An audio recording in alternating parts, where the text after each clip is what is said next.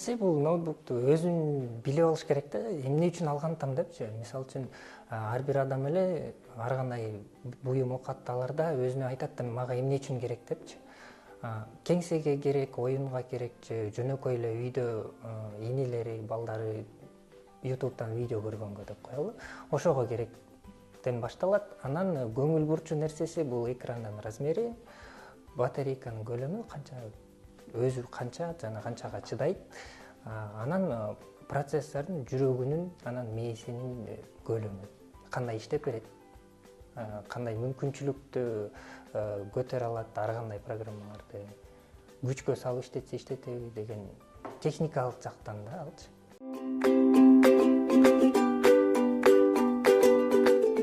Оюнга ылайыктуу деген ал абдан чоң суроо болуп калат. Анткени кайсыл оюнга, мисалы үчүн азыркы жаңы чыгып жаткан оюндарга ыңгайлаштырылган ноутбук болсо, анан же мурунку оюндарды эле ойногуңуз келип жатат. Мисалы үчүн азыркыларды ойногуңуз келсе, анда ал абдан кымбат эле болуп калат да. Мындай ачыктын айткандачы, жок дегенде бир 80 000 сомдон үйдө болот ал.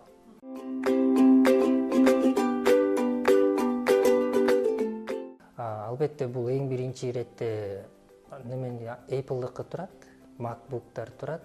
Андан кийин ошол эле техникалык характеристика менен бирок оюнга ыңгайлаштырылган MSI. Андан кийин HP, Lenovo, Samsung ошолор абдан ыңгайлуу болуп келет да. Анткени алар рынокто көп убакыттан бери эле жасашат жана алардын опыту көп. Анан товардын кепилдиктери, качествосу да жакшы да менче.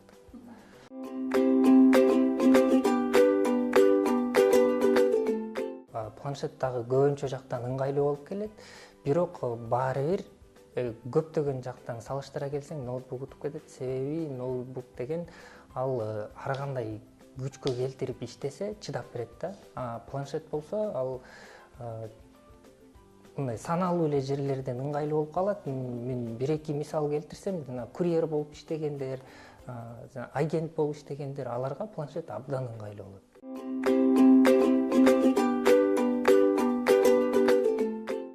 Албетте эң биринчи мен сизди биздин Bishop деген маркетплейске чакырам. Бул маркетплейс деген эмне деген суроону берсеңер, ал кадимкидей эле сайт, анын ичинде көптөгөн сатуучулар өзүнүн товарын көрсөткөн. Аябай эле жөнөкөй сөз менен айта келсең, бул базар ичинде ар кандай сатуучулар бар.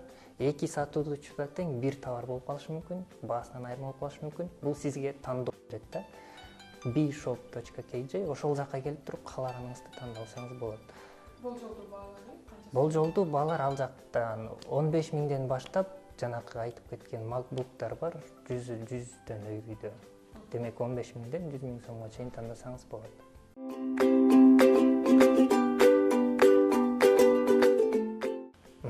Эгер сиз накталай алам десеңиз, албетте товардын астында эле купить деген кнопка бар, ошол жакты басасыз, телефон номериңизди, атыңызды жазып коесуз. Сиз басары менен 5 мүнөттүн ичинде биздин адистер байланышка чыгат, такташ үчүн. Чын эле сиз заказ кылдыңызбы депчи. 5 мүнөттөн кийин 20 мүнөттүн ичинде магазин ошол маалымат берилет магазинге, ал товарды даярдайт.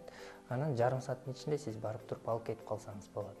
Ал эми насыяга алам десеңиз, ал жакта дагы өзүнүн анкетасы бар. Насыяга алам деген толтурасыз, кадимкидей эле аты жөнүңүздү, паспорт бардыгын керектүү сураган маалыматты киргизип сурайсыз, кечиресиз, жазасыз, жибересиз.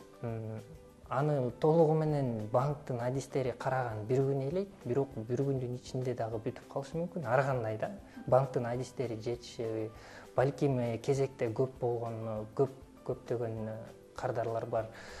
Ошондуктан эң биринчиси бул бир күндөн 3 күнгө чейин созулуп кетиши мүмкүн да, насыяга алгандачы. Так кандай документтер керек экен болсо? Паспорт керек, иштеген жерден справка керек, акыркы 6-12 айдын ичиндеги. Анан жашаган жерден справка керек, сайттан каттасаңызчы. Анан дагы бизде сонун мүмкүнчүлүк бар, бул Билайн кеңселеринен каттап алуу.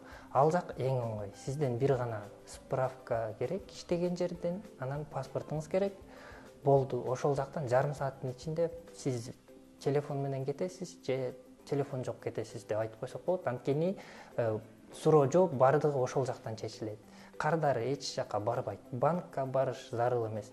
Бүт документтерди кеңсеге алып барат, кеңседен макулдукту алат, телефонду алып кетип калат да. Ушундай сонун мүмкүнчүлүк бар.